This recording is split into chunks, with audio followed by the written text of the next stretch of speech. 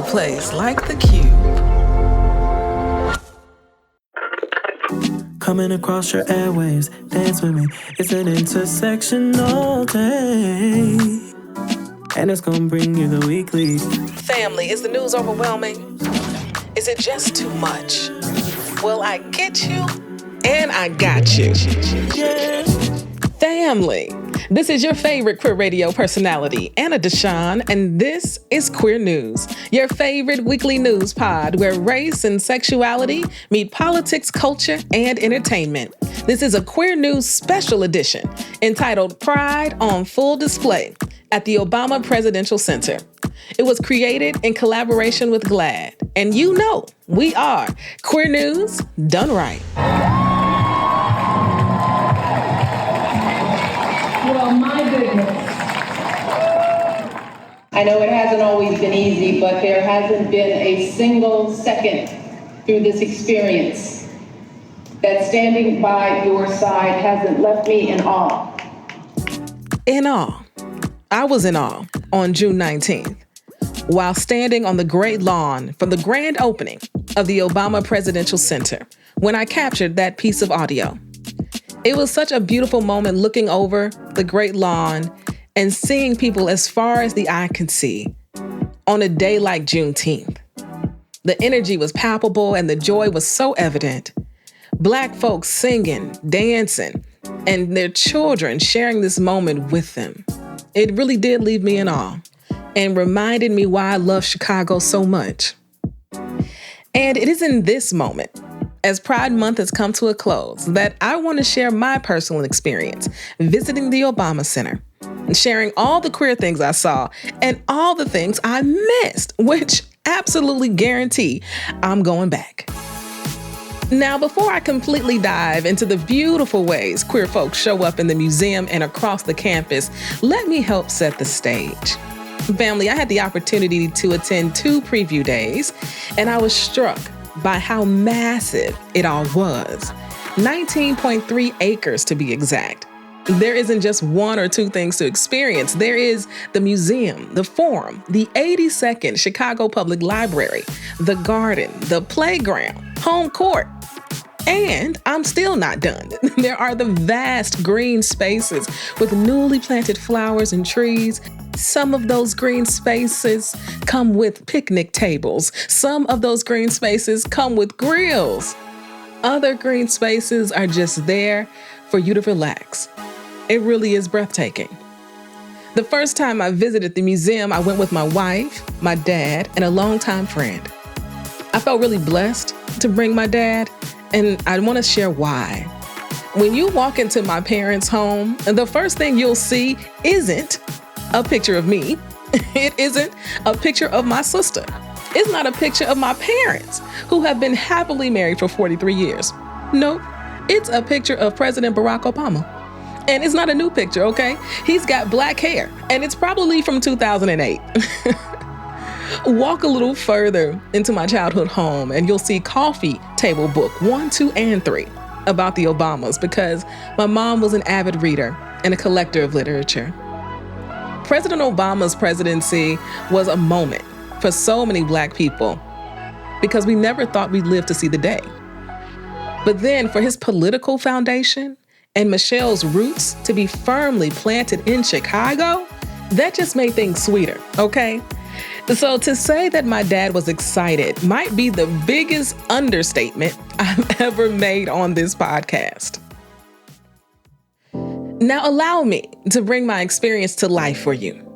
When we walked into the museum on that beautiful Chicago day, we were warmly welcomed by the staff, who are clearly happy and proud to be part of this moment. All of them had nothing but smiles, warm greetings, and they were excited to answer your questions. And I do mean excited. The first thing that captured my attention was the artwork, and more specifically, a piece called The City of the Big Shoulders. It's located in the Our Story atrium right before you take the escalator up to the first floor of the museum. We stopped there and stared at it for so long. We'd get really close, only to take so many steps back so that we could get a feel for all of it. The 38-foot piece will take your breath away. And when you begin to look close, you'll see the hidden messages that the artist left for us. You can map your neighborhood. You can follow the train routes. It's stunning. And it took 5 years for Mark Bradford to complete, only for it to be recorded that he continued changing things a bit during the installation. That's how he works, and we approve, okay? Because it's beautiful. I've come to learn Mark is an out Black gay man who's known for his paintings. And little did I know, that was just a precursor to all the ways LGBTQ folks show up in the museum and across the campus. Now, when I made it to the first floor of the museum, I was taken aback again because I hadn't expected to become so emotional, to be overwhelmed by the experience. After processing, I'm clear it was the remembering of what used to be the standard, the remembering of the expectations we had for the office of the president. It was the reality of the hellscape we are living through right now, and that walking into that museum felt like a respite. It was all of those things hitting all at once.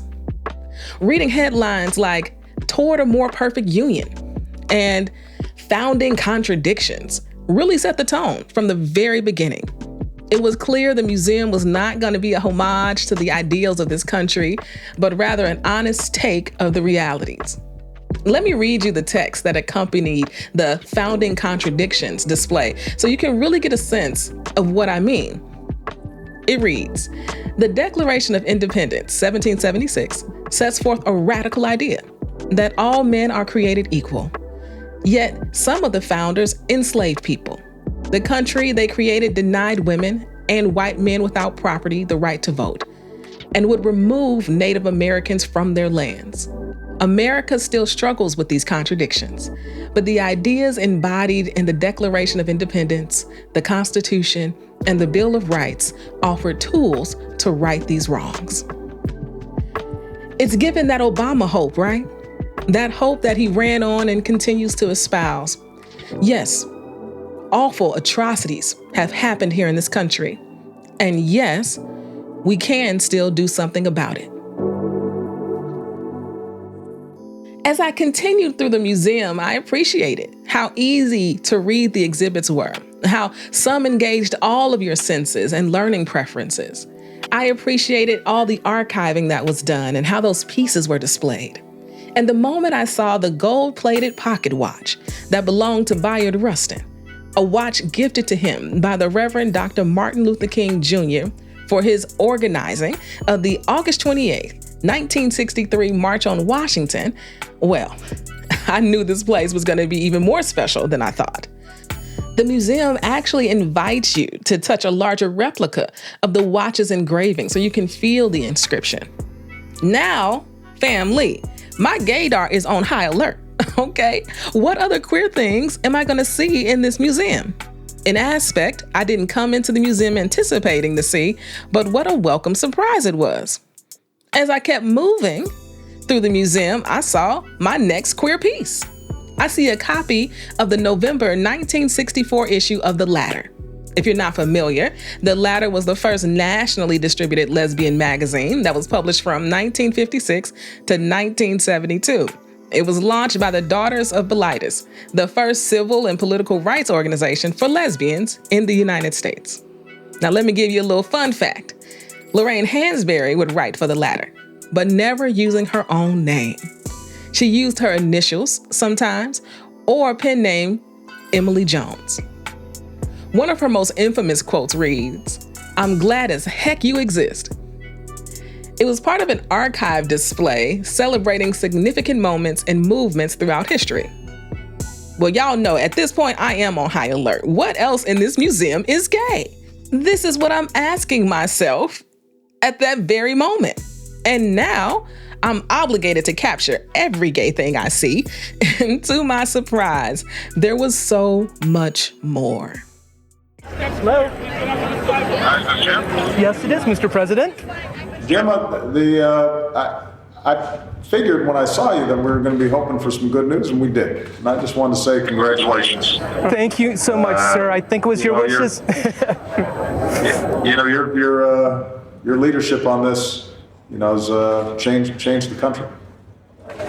I really appreciate that, Mr. President. It's really been an honor for me to be involved in this fight and to have been able to, fight for my marriage and live up to my commitments to my husband. So I appreciate everything you've done for the LGBT community, and it's really an honor to have become part of that fight. Well, I'm really proud of you, and just know that not only have you been a great example for people, but you're also going to bring about a lasting change in this country, and it's pretty rare where that happens. So I couldn't be prouder of you and your husband, and God bless you. Thank you, sir. That means an incredible amount to me, and yeah, thank you. All right. Take care. Thanks for the call, Mr. President. You bet. Bye-bye. Bye. Do you all remember that clip from 11 years ago when President Obama called Jim Obergefell to personally congratulate him on the victory that led to the legalization of gay marriage in the United States? Well, it was shortly after seeing the copy of the latter that I saw an Edith Windsor quote. And to the right of the quote is a picture of the White House illuminated in rainbow colors. Gosh, do y'all remember when that would happen?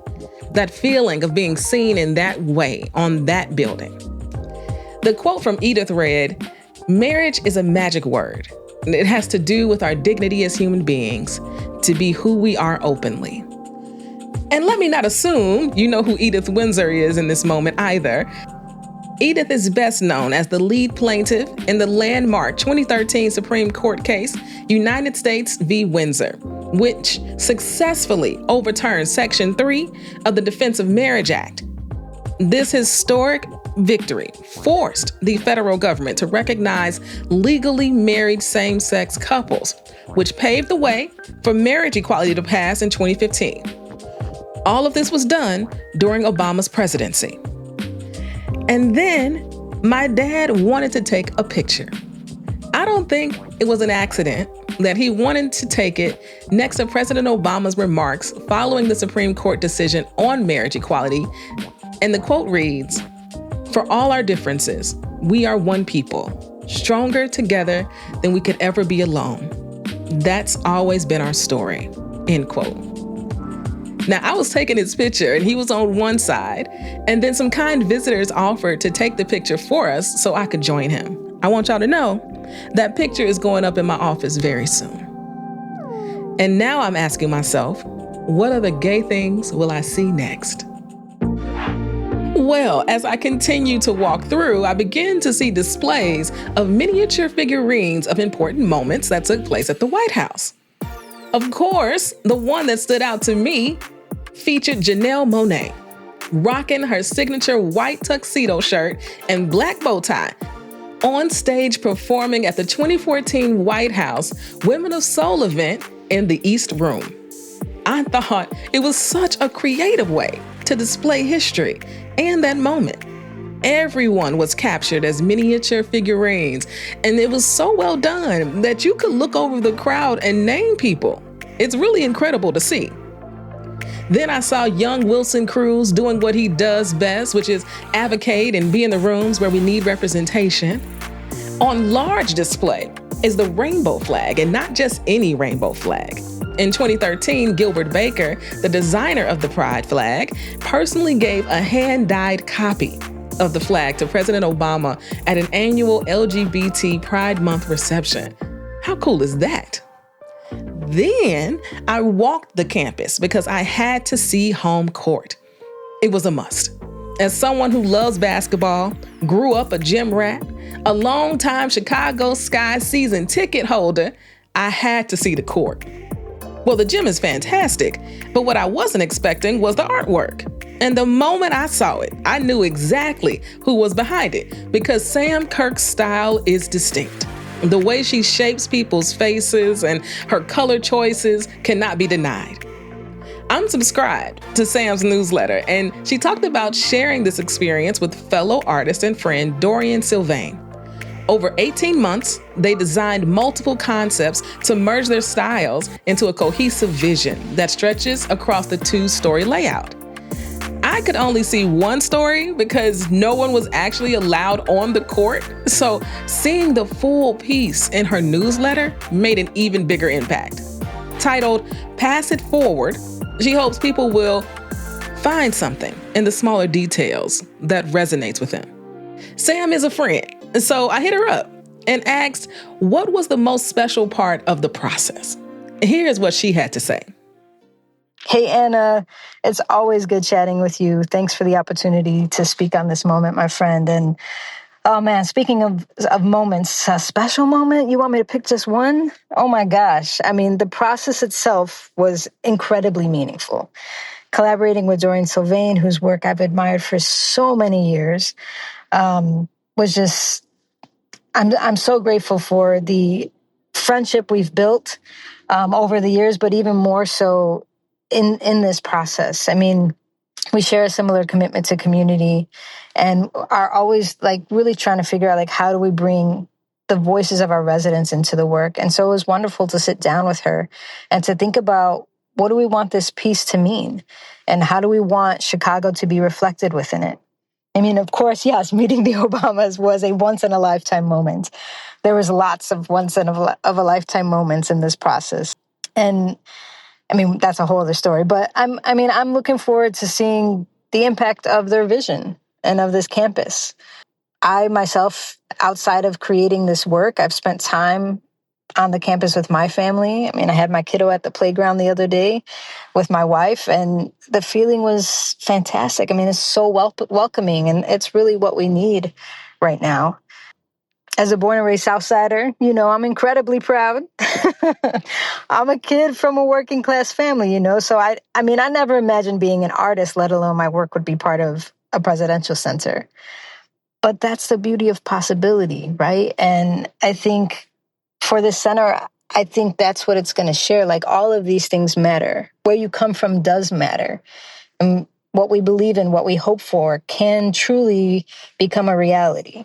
And so, you know, I hope the center provides a space for many people, residents and visitors, to dream and to take some steps towards creating a world that we need and that we're hoping for. A world that we need and that we're hoping for is that part for me. Thanks, Sam. At this point, I thought I saw all the gay things. But then, after speaking with some friends, I found out I missed a lot. So I'm telling you right now, one visit probably won't be enough. So when I go back for my second preview, I was on a mission to see everything my friends told me about. The first stop was to see my queer friends who are part of the Imagine Your Impact interactive exhibit found on the 2nd and 5th floors of the museum. Both of them can be found under the community portion. Anthony sharing how he's educating and connecting community members through entertaining interactive events. And in his story, I see Adam and Joshua of Black Alphabet, the world's oldest and largest Black LGBTQ+ focused arts organization, being part of his story. And then Mary, featuring her documentary Woke Up Black that followed 5 Black youth from the Chicago area. And as Mary says herself, quote, whose voices and full stories deserve to be told, not reduced to a soundbite. Amen to that. What a special moment to see your friends who you know are doing good work in the world celebrated in this way. It was pretty cool. And I really wanted to know what this moment meant to Mary. So I asked, and she sent us this voicemail. Let's hear what she had to say. It feels very full circle to be included in an exhibit at the Obama Presidential Center Museum, Imagine Your Impact. Several years ago, when I made Woke Up Black, I tried to leave numerous copies of the film in the White House. I tried to hand Michelle Obama a copy. I tried to leave a copy with some of the staff. I tried to leave a copy with the LGBTQ liaison. And so to have the film now in the Obama Presidential Center Museum is quite mind-blowing, honestly, because it feels like a full circle moment. I also had an opportunity to take one of the documentary subjects, Morgan Price, to the White House with me on occasion, and it was unbelievable to have her, to be able to introduce her to the President of the United States. And so it feels very full circle to be included in this exhibit, and it feels particularly appropriate that footage from Woke Up Black has been used, and that now the documentary subjects, all of with whom I'm in various levels of contact with, are also included. That to me is really what's most special, because their stories are really what's most important. I love me a full circle moment. Something like that. It reminds me that I'm doing exactly what I'm supposed to be doing. What a story. Thanks, Mary, for sharing with us. I was also told there was a video sharing the story of Pulse nightclub and the portion of the museum dedicated to telling the stories of gun violence and mass shootings. You can sit and watch the video on a bench, and tissue is often left there because you're gonna need it. It was tough. It really was. It was a tough one to sit through, and necessary, because we can never forget what happened at Pulse, and we can never forget the other tragic mass shootings that have impacted so many. Family, I really want you to know I was genuinely taken aback by all the ways LGBTQ life is represented in the museum and campus. And in preparation to writing and producing this episode, I, of course, was doing my research, only to find out there is more. So if you've been to the museum and you didn't see the items I've talked about, you gotta go back. For those who plan to visit, take our Queer News Obama Center checklist with you so you don't miss a thing, because here are more items I'm going back to see. Let's start with the art. Nick Cave's The Land Shared Sky in collaboration with Marie Watt. It's stunning and a must-see. Jeffrey Gibson's piece, Yet with a Steady Beat. Then there's Jack Pearson, who created the sculpture titled Hope. And let's be clear here, I'm sure there are more LGBTQ artists on display that I just didn't find. According to the Washington Blade, the pen Obama used to sign the repeal of Don't Ask, Don't Tell is there, not to mention a feature of gay vets who fought to repeal Don't Ask, Don't Tell. There's also a set of Harvey Milk commemorative stamps, an out to enroll rainbow wristband used to connect communities, specifically LGBTQ folks and comrades with health insurance options available under the Affordable Care Act. In the A More Inclusive America exhibit, they honor Alvin Ailey and his contributions to the arts. I mean, family, if you haven't seen Revelations, have you lived yet? The Obama Foundation offices honor James Baldwin. It's located on the garden level of the Forum building, and it provides workspace for approximately 100 Obama Foundation staff members. Overall, is the Obama Center something I think you should visit? Yes, absolutely. And not just to see the queer representation. It is a reminder of what was and what could still be if we choose to live into it. It is also a celebration of Michelle's lived experience, which I thought was a beautiful addition, not to mention a dedication to their dog, Bo. What else I think is really special is that so much of the campus is free. The library, the grounds, the garden, the playground, home court, even the ground floor of the museum. It is that part that makes me feel it really is for everyone to enjoy. Now, you might be listening to this and not be a big fan of Obama. You might have fair criticisms of his time in office. You wanted him to do more. You wanted him to sign a policy dear to your heart. I have concluded that I will never, ever 100% or even 90% agree with any politician on everything. As a matter of fact, let's just bring that percentage down to maybe 65, 70%. And there are things I wish were done during his presidency. But one thing can't be denied, and that is the impact the Obamas have made. And now there is a physical manifestation of that on the south side of Chicago. Not in the near south side, aka near downtown. No, the real south side. We are located on Stony Island, South Side, an area rich in history and LGBTQ plus history as well, but has never seen this level of investment. So my hope is that the people who live in the surrounding area won't be displaced by rising rents and gentrification. But we know how that story goes, and we know how capitalism works. But honestly, this is my greatest hope. I also hope that people who come visit the center also visit the neighborhood, that they do their research and support the local businesses in the area, the shops, the restaurants. We've always known how beautiful the South Side is. That's why we're so proud to be from here. During the grand opening celebration on Juneteenth, Michelle Obama talked about hope as well. I was able to capture it, and it feels like the perfect way to end this episode, being reminded that hope is a choice, and we can make that choice every single day. And so, family, I hope you enjoyed this special edition episode. If you did, please share it with a friend. I also want to invite you to visit our Substack, queernewspod.substack.com, so you can see the pictures that I captured during my visits, and you can download that checklist. That's queernewspod.substack.com. And of course, a link is in the show notes. Till next time, peace. But hope is a choice. Whether or not we use our voices to speak up is a choice. Voting is a choice. Being a decent human being is a choice. Believing that we still hold the power to build a country that reflects us all is a choice.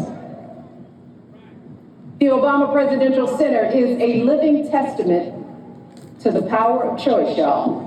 The historic example that millions of you gave the world about what this imperfect democracy has strived for and achieved, and an urgent call to go out there and do it again. So I hope that when you walk through this campus and bring your children here, you are reminded of the power of choice and the steady work of change. The arduous, unglamorous march up that mountain, 1 foot after another, day after day, generation after generation.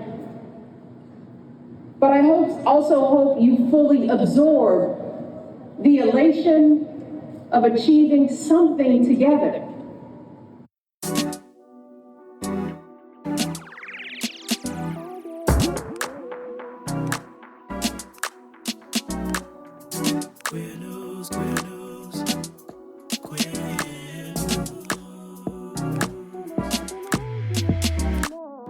If you've enjoyed what you heard, rate and review us inside your favorite podcasting app. This podcast is written and produced by me, Anna DeShawn. Podcast editing by Ryan Woodhall, and brought to you by E3 Radio and distributed on The Cube. We are Queer News Done Right.